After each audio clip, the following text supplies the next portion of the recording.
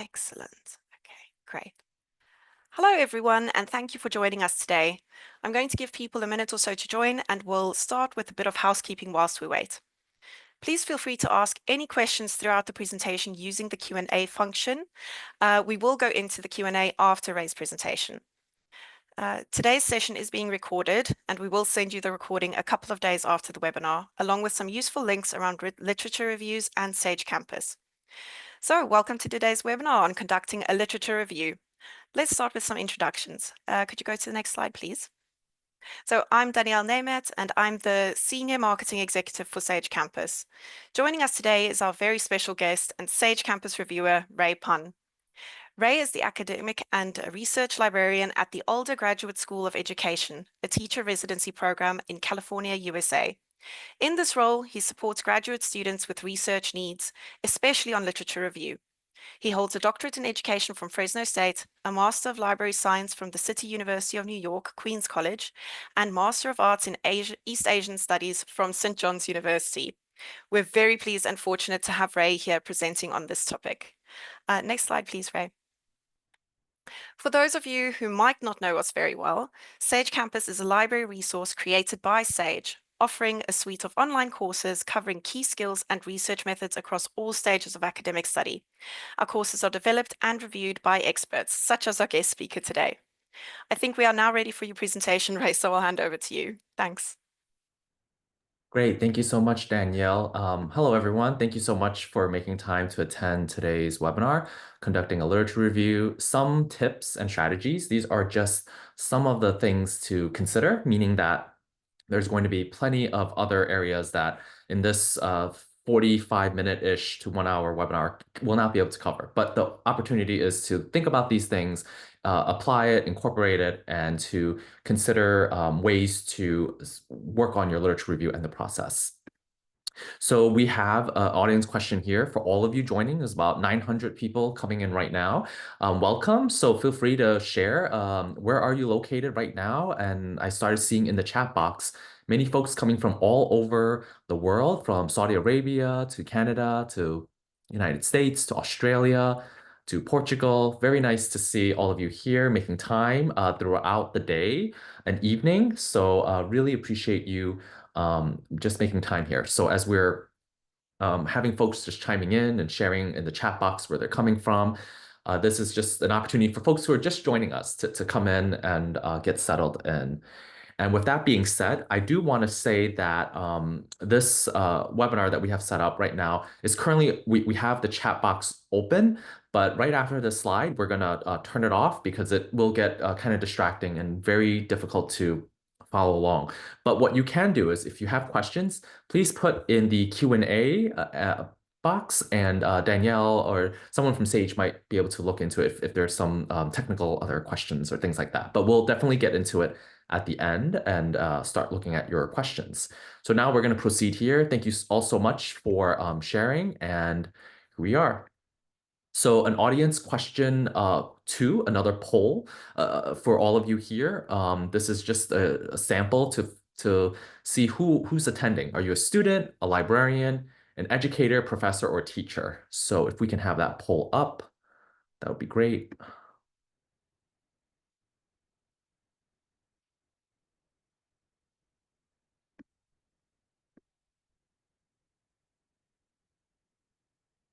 Oh, I guess, Danielle, the poll isn't working, right? I see a lot of folks filling in the chat box. Sorry Okay, about great. that. Here we go. No worries. Great. So thank you all for filling. We have over 1,000 folks here. So lots of numbers are coming in. Sort of a race between student and educator and professor. So still about 60-ish for librarians.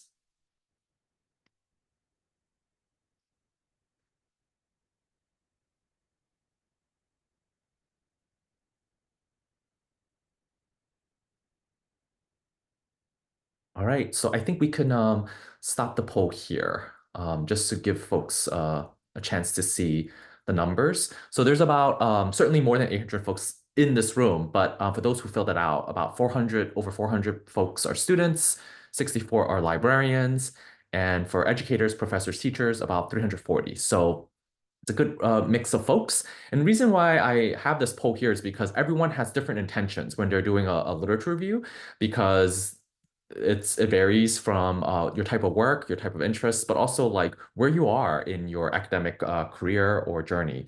So we're gonna move on to the next question. The next slide here, which is just to describe this webinar, which is the learning objectives. We're going to describe and look into what a literature review is, promises and challenges, understand and apply different tools, strategies, and resources to support the process. And so it's just sort of high level objectives. And then today's agenda includes just briefly, we're going to try to get into the intro of literature review, sort of refreshing people why it's important, what it is, how to conduct it, and thinking of different writing strategies in terms of how do you think about the tips of writing a literature review, and then additional resources, which does include looking at some of the generative AI tools out there, and then finally questions and discussions at the very end. And so I preface it as questions and discussions, not questions and answers, because I personally would say I don't have the answers to everything, but I think it opens opportunity to have some discussions and reflections for all of us here to think about, because all of us here are learning and we're a community of practice. And I think it gives us an opportunity to continue sharing ideas, because a lot of the resources are constantly changing. The tools and technologies available are constantly changing as well, and that includes like AI tools and so forth. And so it's going to be quite a challenge for all of us to sort of understand and how to use them responsibly. So I show this graphic here. I love literature review, said no one ever. This is generally a true statement from my experience, as well as many of my colleagues and people who have gone through a process where they had to write a literature review. It is unfortunately not a fun process in a way, because there's a lot of different steps. However, it doesn't mean that it's purposeless, right? It actually fulfills an important role for understanding the type of research you're trying to do and then the scope of it. So let's get into it. So what is a literature review? So many of you already probably know this, the 300, 400 folks who are librarians and professors, educators, but for those who aren't familiar, really this is a broad summary. The idea is that we're looking at an overview of published research about your areas of study, whether that's in health science, engineering, or in the social sciences. And you're thinking about theories and frameworks and methodologies, how you're using it to conduct your study, but also like what's out there that's published around these areas. And of course, it's really to examine the scholarly discussions, the conversations, and then the sources that really shape the scope of the research itself. That includes the findings, how it's changed over time, and allows you to position and explain your own research. So it's sort of like fitting into that conversation, like, and the connections where your research is needed to fulfill some gaps that are potentially out there, or to expand some areas, advancing some areas that's already been conducted but hasn't been gone through further. So really, you're advancing the conversation, you're adding new perspective, whether that is looking at it from a different angle qualitatively, or adding new data quantitatively, etc. So that is in general a literature review, and it's usually part of a dissertation or a thesis, chapter 2 for social sciences mostly, and doing a summary of different, not a summary actually, an analysis of different types of research articles or sources about your topic. But then this is a really broad general overview that there are different types of literature reviews. There are the traditional narrative literature review that all of us might be familiar or have read or seen in research articles or dissertations, which is that we're just publishing on literature on a specific topic, which may be broad, and you're employing a narrative to explore the findings and then reviewing it and analyzing it. It could be a range of different topics. And this chart came from Grant and Booth. So it's a really good summary of some of the different types of literature review. This is not all of them. I'm not going to go through each different type, in this webinar necessarily, but just sort of giving an overview that there are different ways to approach the literature review. Systematic reviews for those who are in the field of health science, medicine, and so forth. probably pretty common here to really synthesize research evidence, looking at the findings and then trying to aid the decision making and determine best practice and effectiveness. There's other areas of systematic review, including rapid review and scoping review, which really is appraising the research and determining best practice, evidence-based, and looking at the potential scope of the research literature on a particular topic to determine gaps and so forth. And so it's going to be complicated, right? Because if you are coming in from one discipline and you're thinking that you want to work on literature review specifically, maybe systematic review or rapid review, it's going to be different types that you will need to be familiar with. And I encourage you to do some research looking at different types of examples that are out there. And so this webinar itself will be just exploring the overviews and giving you a sense of what to expect and what to like consider when it comes to literature review. So why do a literature review? Okay, so really, it's an opportunity to acquire comprehensive knowledge in your research topic. It's necessary for specific study or purpose, whether it's for your doctoral or master's orals that you'll have to present or a comprehensive exam. Gives you a good overview of what's being written and what's out there. It's also important to know if your study has been done already, right? Or like some other research has sort of explored a little bit of the area. And so that gives you an opportunity to offer a different perspective on your own study and the relevance, like what is out there, what are the gaps, what are the limitations, what are your future research. And of course, recognizing and giving credit to past works, publications, and researchers on a given topic. There's a whole variety of reasons why you would do a literature review. Sometimes, of course, as I said, you're mandated based on your academic program. Other times it's for your own understanding of this topic so that you don't repeat something necessarily, and to give you an understanding of where the research is currently at. Okay, so conducting a literature review, where do you start and when do you stop? So we had done a sort of a question surveying earlier for all the attendees, and this came up a lot. Like, how do you start and when do you stop? So we're gonna look into this a little bit here. So where do you start? So obviously you want to look at scholarly and peer review articles, books. You can get that from journals. Where do you find such peer review journals? You go through your library catalog, your library databases based on your institution. So it does vary, right? Based on institution to institution. And some other areas you might want to look at is Google Scholar. A lot of scholarship might be uploaded into Google Scholar, and you could find some really good resources there, as well as Google Books for preview, right? It doesn't actually give you the full full pages, but it gives you some snippets that you might be able to consider looking at. And of course, there's open repositories. So these are preprint, so they're not actually published yet, some of these publications, but they do contain examples of literature review that you can take a look at, and that you can sort of explore some of the sort of updated research that's been out there that is about to be published, or other types of literature, gray literature, and so forth, that people are uploading for free openly. So you can see in different topics. We're talking about social sciences to the hard sciences. And so, of course, there are specific webinars that explore general searching techniques through Sage that you can find. But the main thing is to think about how to use your searching techniques to narrow or expand your articles, right? If you're trying to find more results, Boolean operators and or not, depending on your topic, right? If it's more than one subject, you want to consider using these strategically. Truncations, which is really about expanding your search or being specific. Like an example here, child, if you put an asterisk, it could search for child, child's, children, childhood, etc.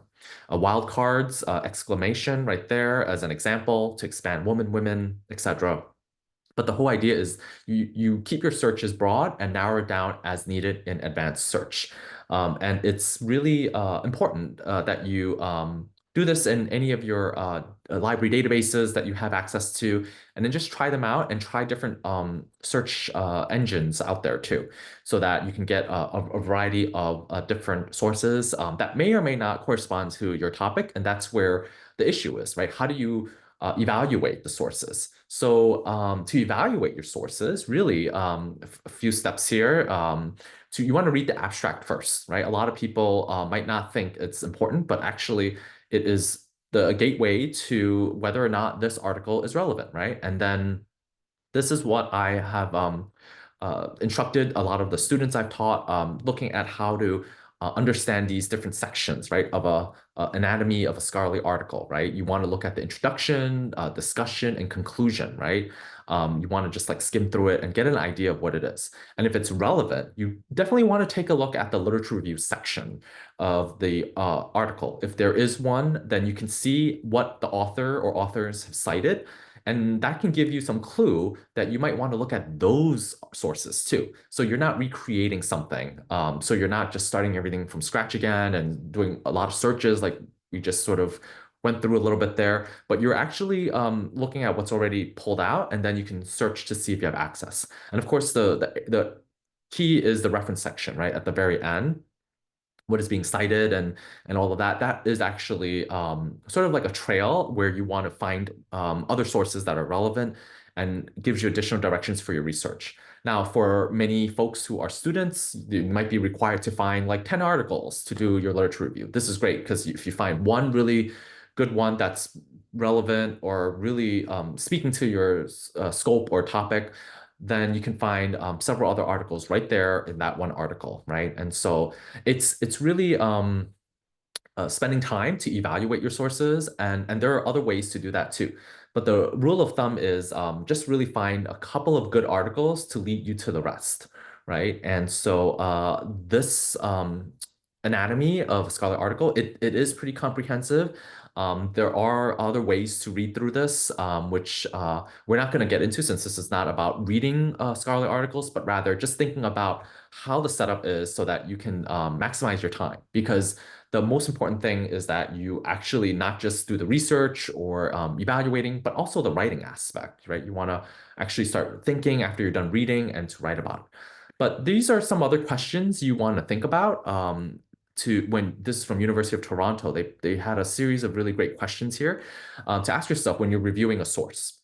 And so this came up a lot in the questions from participants asking like what questions they should be thinking about, right? And so these are just some, right? So thinking about how you evaluate an author's issue or problem, how they define it. Is it clearly established? When was it published? Is it still relevant, right, to something you're looking at? Especially if it's in the field of social and health sciences. Could the problem have been approached more effectively from another perspective? Is it missing specific perspective, particularly from different groups, right, that it hadn't considered? How does this book or article relate to specific thesis or question that you're trying to develop? Does it complement? Does it go against? Does it give you some other ways to think about this topic, right? And does the author evaluate or has the author evaluated the literature relevant to the problem and issue? So are they missing some other really important articles there? Does the author also include literature taking positions that they may not agree with, right? So there's some ways to think about it and whether you want to pull that into the writing aspect as you're thinking about the source, and then you want to incorporate it in your own literature review as you're writing about it. And in the research study, how good are the basic components of the study design, right? You're looking at it from how they follow these steps and the populations and outcomes, et cetera, right? Are the conclusions validly based upon the data and analysis? So of course, there are many other questions that they've included in the website, which by the end of this presentation, we'll share the slide deck so you can click on the links and take a look. So in that way, as you're reading, you're also framing how you want to review the literature that's coming up. And so here are some other areas to consider when you're organizing and tracking your sources. You might want to consider tools like Google Drive or Zotero, which is a reference management tool, to keep track of your texts. You might want to create folders of subfolders where you're storing the articles so that you can access to them later. Um, and another way to think about how you manage your sources, because inevitably you're going to get a lot and it's going to get kind of confusing at times. You want to keep track of your sources in a cited format, whether that's a Word doc or a Google Doc or Google Sheet. And some professors encourage using a matrix. So this is an example of a matrix, right? You're just sort of like breaking it down. This is an example I've used with my students, like whether it's something in APA, you want to write a description of it, what are the theories, keywords, relevant quotes, etc., so that you can go back to it and write it up. If that helps you to think of it structurally before you actually do the writing, because you're breaking it down and it helps you sort of think through of this topic, because at the end of it, you will need to go back to it, and you're gonna find so many that it'll be tricky to go back to. One of the issues that do come up that I have spoken to many of peers who have received their doctorate, they do struggle with managing the sources, right? Like things sort of disappear or like they can't find that PDF again. So it's really important that you start in the beginning to start organizing with folders if that's your thing, to create subfolders and topics and put the sources where they are. Other people prefer it keeping it all in a Google Doc in terms of a summary and so forth, or others would prefer a spreadsheet of like this sort of matrix where you can keep track. And so we're gonna proceed here. I did want to mention that Zotero is an open source. It's free if you wanted to create a reference management tool. Some people like that. And so it really depends on how extensive you want to manage your sources. So let's go into the writing part. So this is a really interesting tweet that came from several years ago from Susanna Harris. She says here, my favorite part of the writing process is cleaning the apartment. So I say this as jest because a lot of us, we end up not actually getting to the writing. We end up sort of like procrastinating and there's just like so many things happening and we're just like, we don't want to actually write. We just want to make sure everything else is ready to go before we write. And so actually, it's important because if you don't write it, it doesn't get done, right? So let's look at some strategies here. So strategies for writing literature reviews. So these are some questions you want to think about too. Do you want your literature review to be conducted chronologically or thematically? So it really depends on your approach.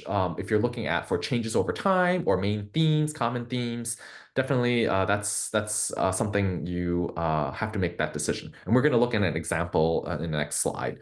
Another point to remember is that you are not summarizing each source in a literature review. You are really analyzing it. You're synthesizing different ideas to address a specific topic or scope of topic that you're looking at. So that means you're going to be potentially using direct quotes or paraphrasing ideas or points from sources to support or advance your ideas or conversations. And we're going to look at paraphrasing a little bit more in the next couple of slides. So the question is, when do you stop, right? That was one major question that people have asked. So you stop when you start seeing articles or sources really repeating, right? Citing the same sources over and over, or it comes up in the databases, search results, or if you are unable to really find anything concrete specifically in your topic, and you're just like, this is not working. So it has to do either with your keywords, the databases you're using, or a combination of that or something else.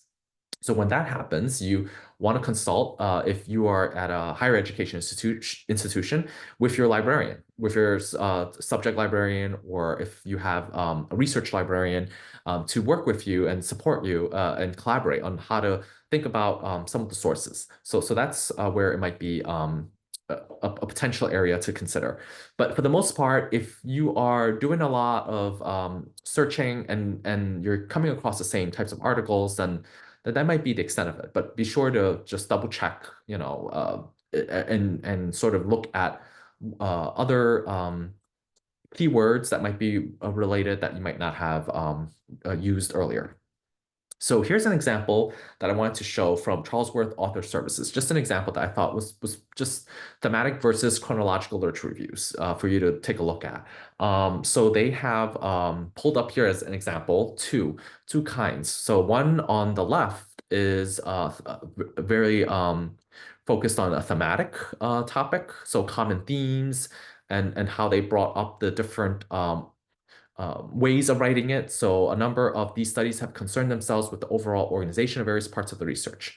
While on the right side, it's more chronological, right? So they're like citing it and then they're referencing examples from articles within a chronological theme.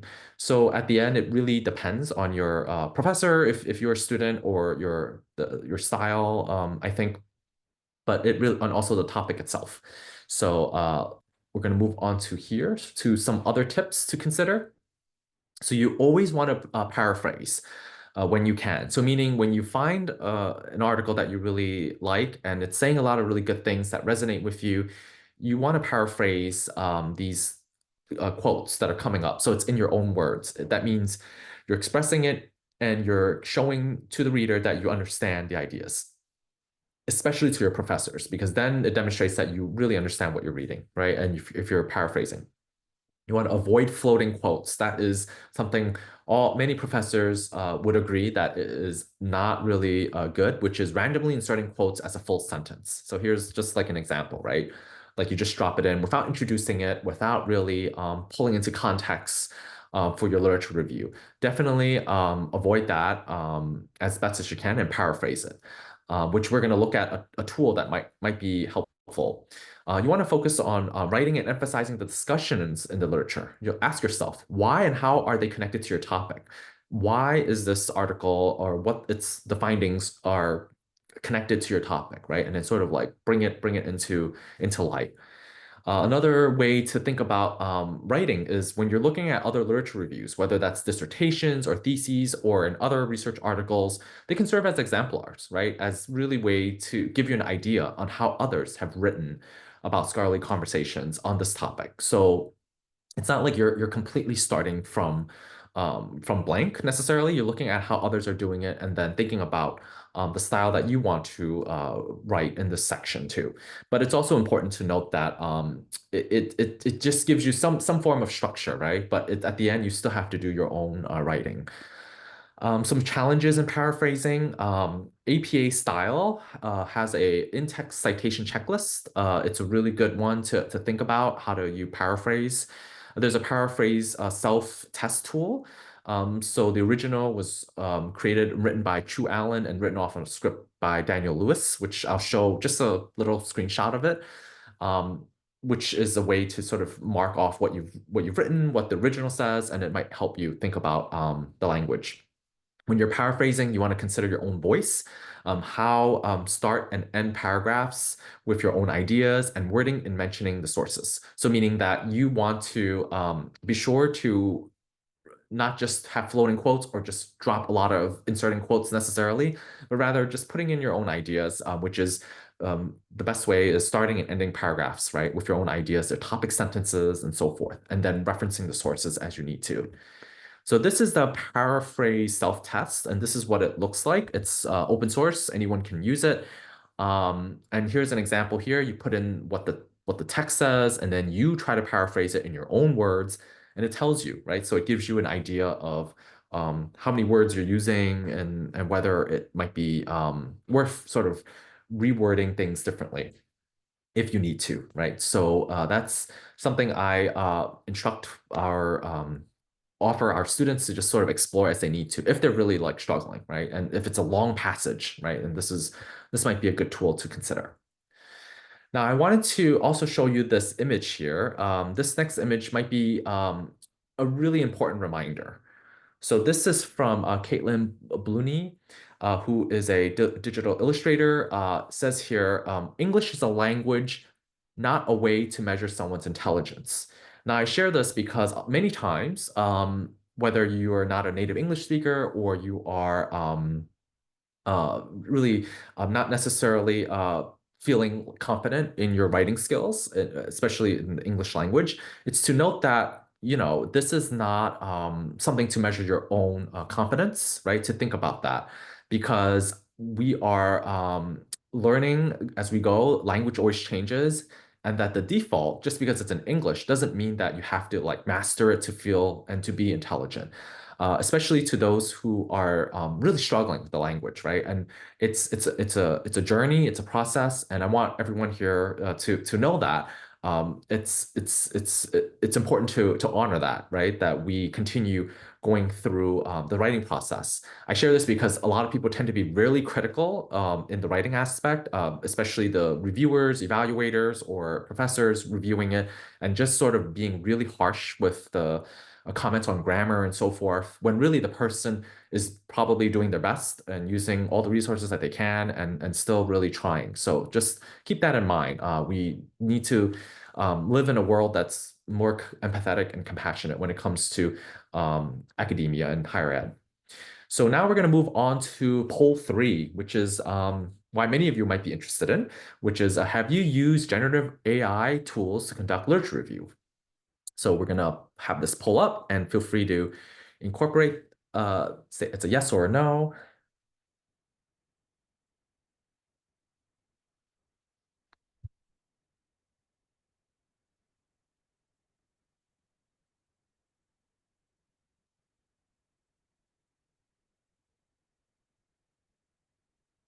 All right, so it's coming up pretty interestingly, the results. I think let's see, if we once we hit, yeah, thank you.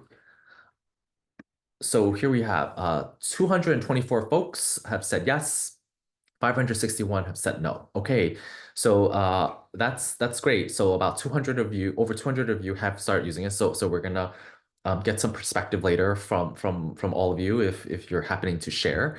But for everyone else, we're gonna just sort of look at generative AI for a second here. We know that it's been around for a while in terms of these tools. And there's so many that's been out there in the news. And we started seeing how people are incorporating them potentially in their research or in as an accessibility tool. But we also need to think about the issues that come with these tools, these commercialized tools that are out there.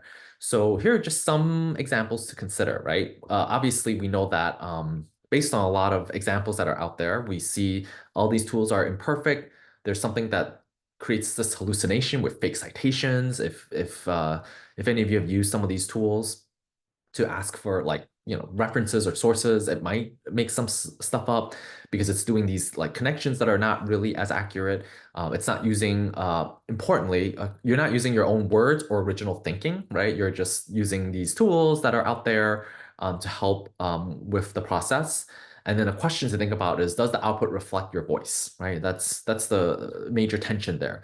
And so most generative AI tools we know are requiring a paid account to access it. So it's like a subscription, but that also means if you create an account, it's likely and vulnerable for data breaching and could be some subject to a lot of other issues that we've seen where your passwords and information might end up being hacked by other entities.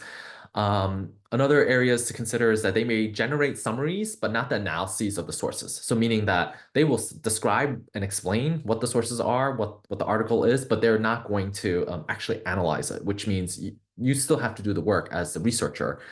And some challenges is that your school or instructor may not permit you to use it at all, right? And so that means that it's something to consider if you're not allowed to use it, right? And so sort of like you're going to have to go into the traditional way, obviously. But if your school or instructor has not said anything or is not explicitly allowing it, so that's the confusion that many institutions are struggling with right now. So this chart came from Macquarie University Library. So there's a lot of different AI powered tools for literature review, and then they created one, and then they started breaking it down, which I thought was really helpful and useful. So these are just some that are out there. Some are free and some have costs involved. I've only explored Research Rabbit a while ago, but I haven't used the other ones. So it's interesting because when you look at them, you're going to see how they do these literature reviews and whether it might be something for you to explore or consider, but also thinking about the issues that I had raised earlier, right? Whether the publisher of your journal allows it, a lot of them may not, whether there's a lot of disclaimers out there. So just keep that in mind. But for the most part, there are different tools out there and it's growing continuously. And as a result of that, it's hard to really say how to like use it ethically or responsibly. Uh, if you're thinking about ethically and responsibly, it means basically I'd say probably don't use it at all, right? And that's probably as ethical as it gets, and doing your own search and so forth, and writing and so forth. So there's something to keep in mind. But if you were to use these tools, it is important to note that there are going to be potential issues that you might need to just be aware of, right? Whether if you're submitting it for a journal, whether that's allowed, and and so forth, and you want to double check all of that. And now we're going to move on to this other audience poll, which is about folks who have used it. So there was about like 224 folks who shared that they are using it. So we'll give about like a few minutes for folks to answer and share if they like how are they using these tools, or their experiences rather. So it's really brief, and then we'll get a chance to look at the responses together. Now, if this was done in a chat box, it would be flooding, all over, and it would be really difficult to keep track. So hopefully this way, it should be more manageable.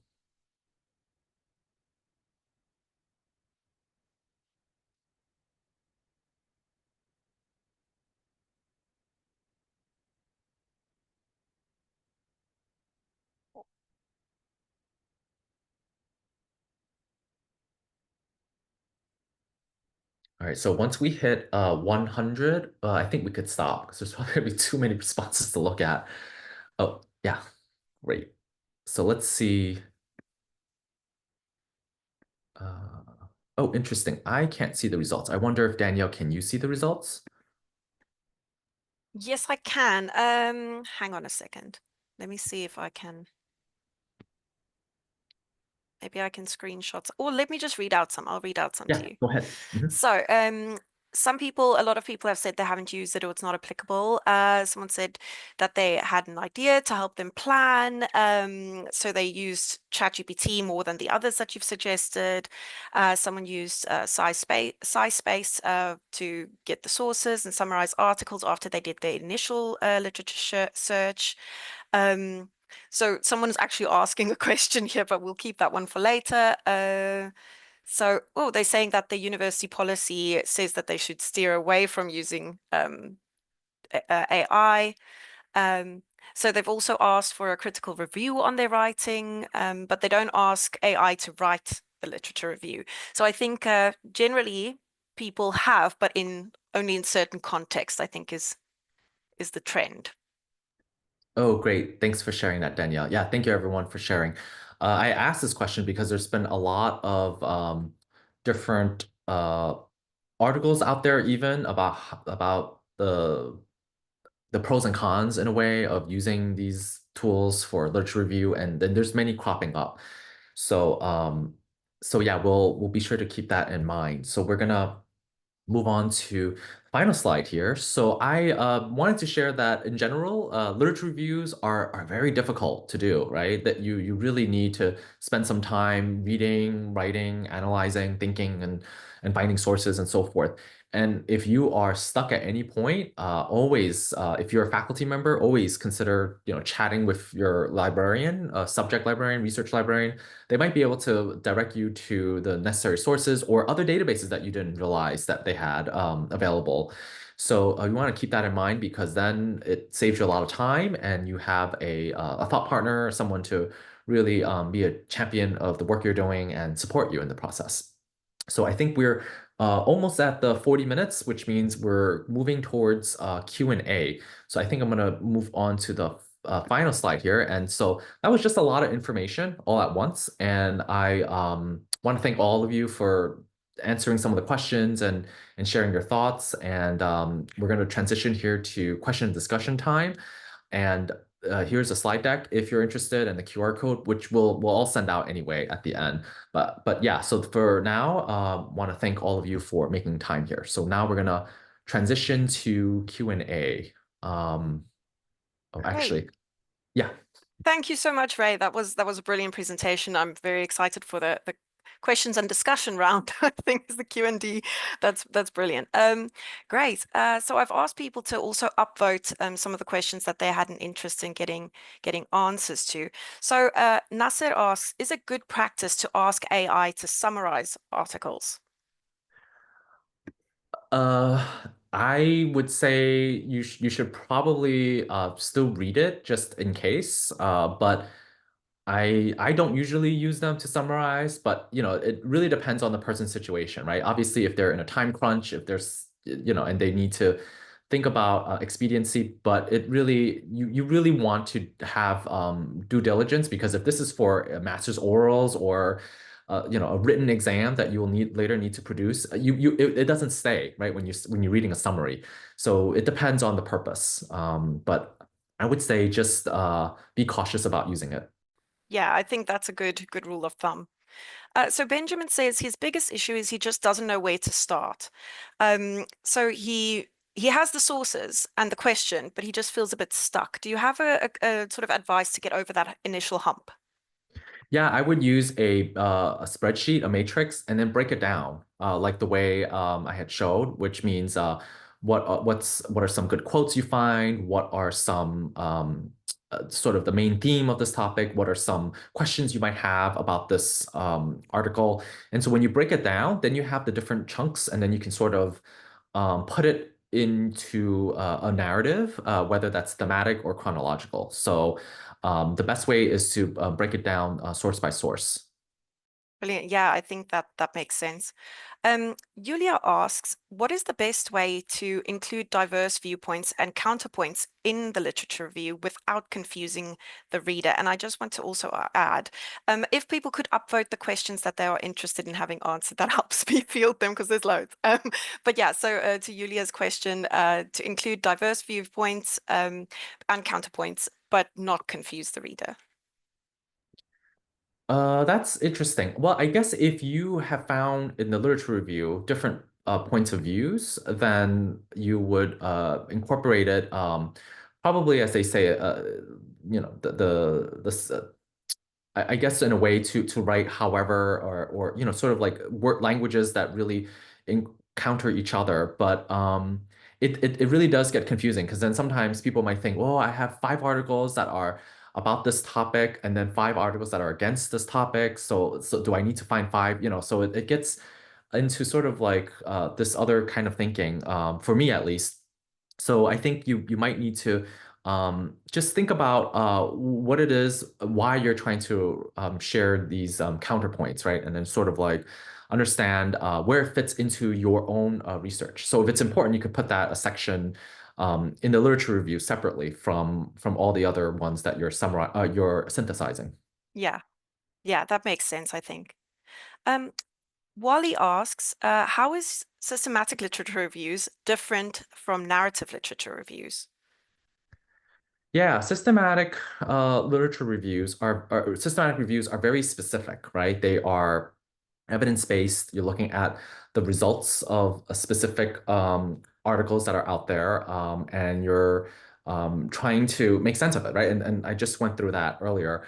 But the narrative review is really something you would do that I'm most comfortable, traditional way of arranging them thematically or chronologically, and then just exploring the topics that are out, exploring the sources about this topic that's been published. Hmm. That makes sense. And then Ilza asks, could you suggest or share some tips for publishing literature reviews? So, if there are conferences, they set rules, that literature reviews are not accepted. But why do you have an idea why that may be? Well, it's it really depends. I actually can't speak to these different conferences, what's being accepted or not. I think there's some that I've seen published that it's pretty extensive, really, really extensive literature review. So I think it just varies, conference to conference and publisher to publisher. Mm, that makes sense. And then Haley asks, do we need to declare what type of literature review we are following? So thematically versus chronologically. You could in the beginning, but it's probably not necessary because the readers will be able to pick it up. Mhm. And then David asks, What are your thoughts on lit maps for your literature review search? Lit maps. I'm not familiar with that. If it's yeah, it's something that people are using. That's something I haven't used before. But feel free to put in the Q&A if you want to expound on that. Yeah, thank you, David. If you want to put some more information in the Q&A, or if we don't have the information to hand today, we can definitely add some resources in the follow-up email for you about lit maps. On to the next question. So this question is a bit tricky worded. Is there a difference between a literature review and a review of related literature? Uh, I actually d don't know. Mm. I only just heard of literature review. Yeah, So it yeah. could be just the way that the it's been sort of the verbiage has changed in your specific geography or your specific context at your university. Perhaps that's how they've written it. So here someone has asked, so actually Irene has a comment. She says she suggests to students to put an article that is relevant into Google Scholar and then look at similar articles and cited by to find additional resources. So I just thought that was good to mention. Yeah, actually, I might want to add that that's Hmm. actually the best one of the best ways. You could do it the cited by or related, and then you can sort of find a cluster of different articles that or book Mm. chapters that might be connected. Yeah. And then Gabrielle has a question about how much to actually talk about each source. So, or each, yeah. So she has about 25. And so she's thinking how much time to dedicate, or I guess word count to dedicate to each source. Well, I guess it really depends on how you want to frame your section, right? And how it's you're not summarizing each source necessarily, so there's no specific word count. You're trying to incorporate it into your discussion of the different comments or conversations that are coming up. So it really depends. I think some examples I shared earlier, they don't even like necessarily quote or anything directly, but they just cite it at the end. So sometimes people just like end up citing it in text citation. So it really depends. You don't necessarily have to write too much over for one source, right? And some people tend to do that, but then you can do it sporadically, sort of citing them throughout the section too, depending if it's connected to the topic you're writing about.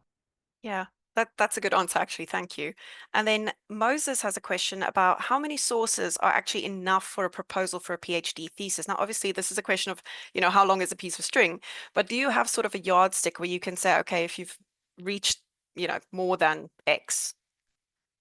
Yeah, so you have to keep in mind when you're writing a PhD, anything or master's anything, your number one reader is your advisor, right? Your chair, rather, and they are the ones that will determine if there's a set amount or if they're just saying, write as comprehensively as you can. So I might say something, Danielle might say something else, and then your chair might say something else, right? And the best person to seek that advice is to ask your chair, and then potentially offer suggestions like, hey, I've found about 20 articles and they keep repeating. I think this is where I want to start writing.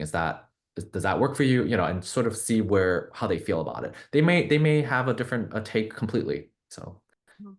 Yeah, I think that's a good rule to follow is to collaborate with your advisor, I think. And then McKenna asks, what is the big difference between the introduction and the literature review for a thesis? So I think she's thinking about it in terms of you obviously introducing the topic and what has been, to a certain extent, written on it. So there's a little bit of overlap, I guess, in the introduction and the literature review. But how can you differentiate specifically? yeah, I'll just add the introduction for the literature review. You're giving a reader an idea, a preview of what they're going to be reading. So you might want to have some general summary. Like a lot of times people would say, oh, this topic is not currently explored as much, and here are some of the articles that have explored this topic, et cetera, et cetera. So really, you want to give an idea of your reader what they're going to be reading next. Or you could say this literature review is broken down by three key themes based on what was found, and here are the themes and what they are, and then you get into the specifics. Great. Um, So Tuba asks, what is critical thinking in literature or systematic review? So the professor is giving fewer marks if there's no critical thinking. So do you have a comment on the critical thinking? Was that specific to Tuba's context potentially?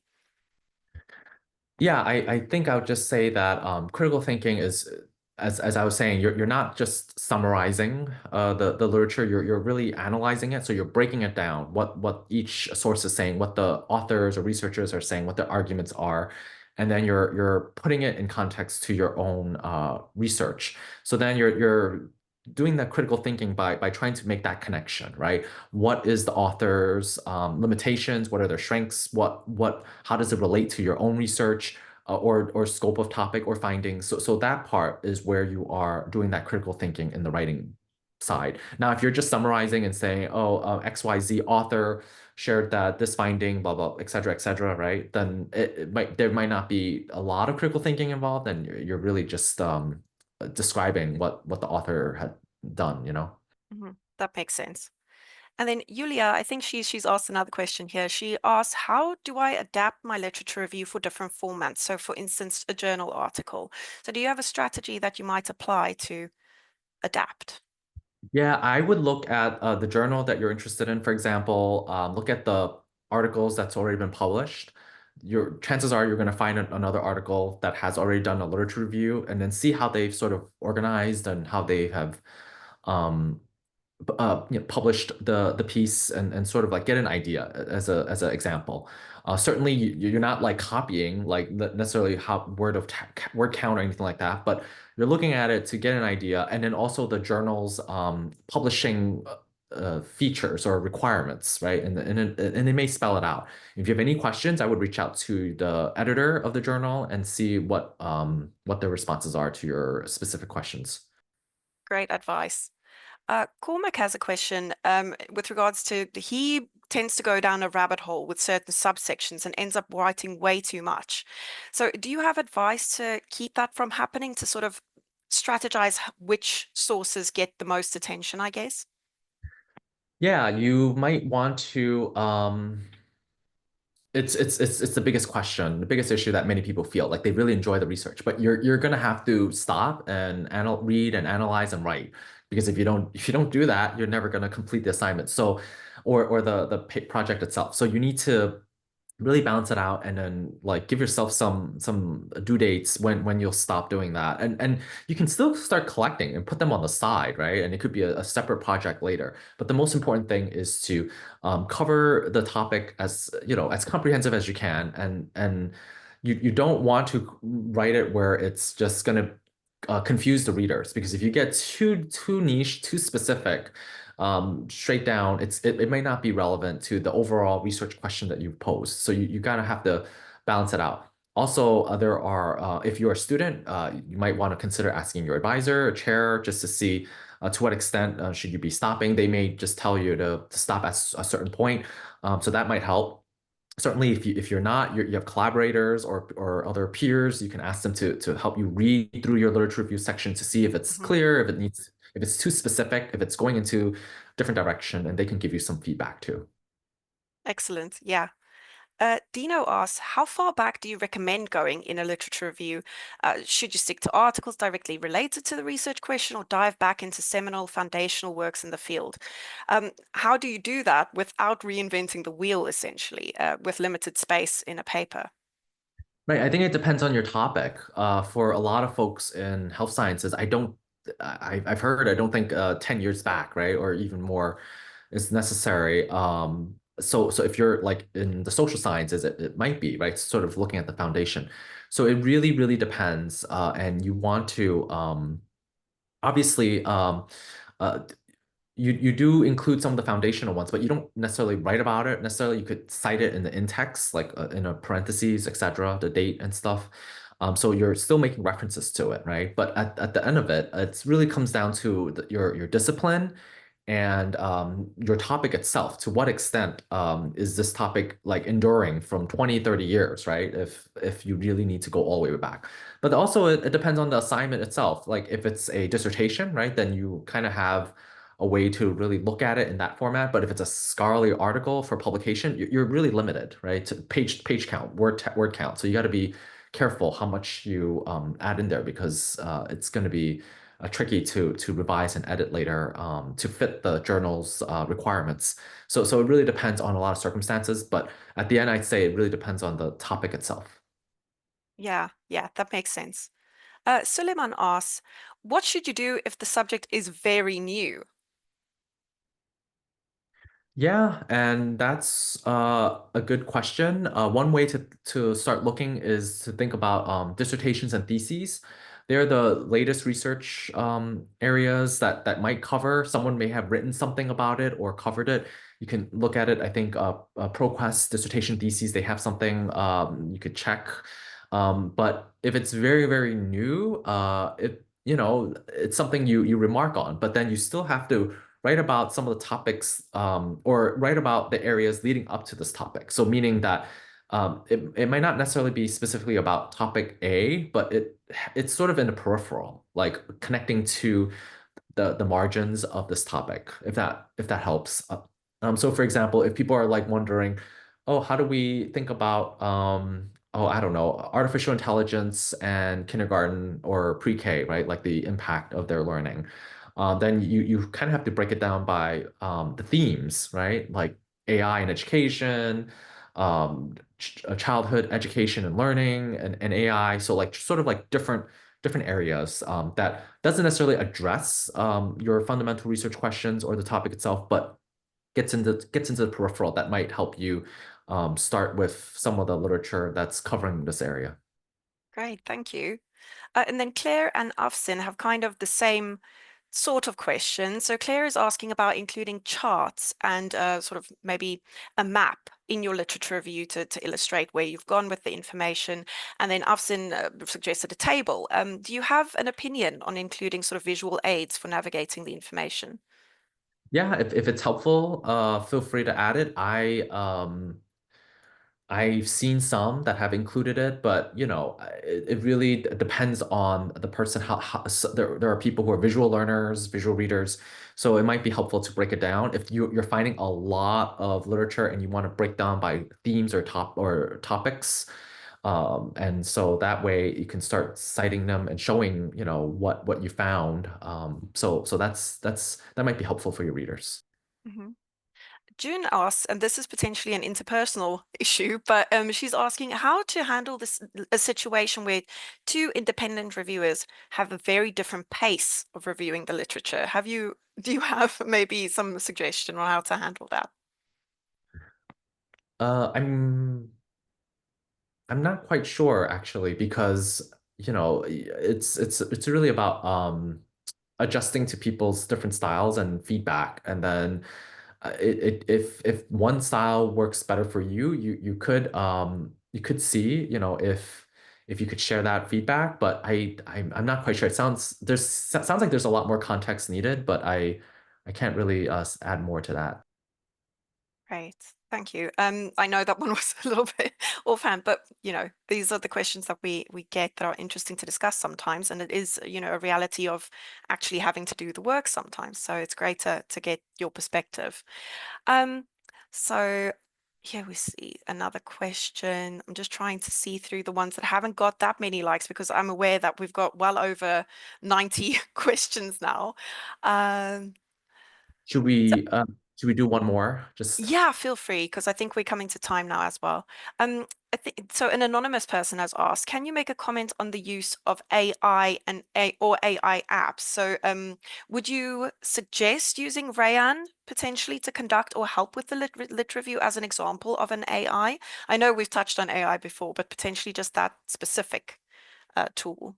Yeah, I've never used or heard of that Mm, tool, but there's so many out there, and I think it's important to keep in mind to what purpose you're using these tools for, and the parameters if you're allowed to use them, whether your institution or the journal, may or may not allow it.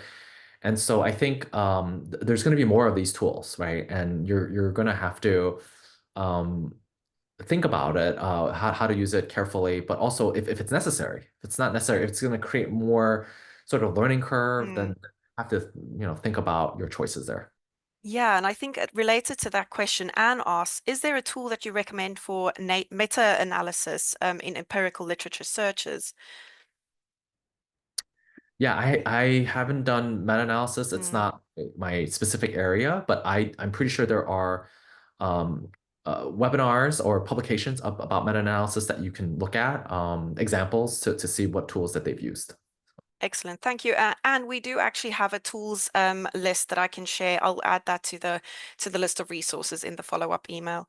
I think we are coming up to time now, so I want to say thank you so much, Ray. That was a brilliant session. Very engaged audience. Lovely presentation from you as well. And thank you so much for taking all the questions from our super engaged audience. So thank you very much. We will be sending the recording and the slides and some other resources in the follow-up email to all registrants. So we did actually reach capacity on this Zoom call, so we had to spill over into YouTube for a live stream. But if anyone didn't get it, any of your colleagues, please reassure them we will be sending the recording to all registrants. So thank you very much. You've been lovely. Thank you. Have a good afternoon, evening, day, wherever you are. Bye-bye.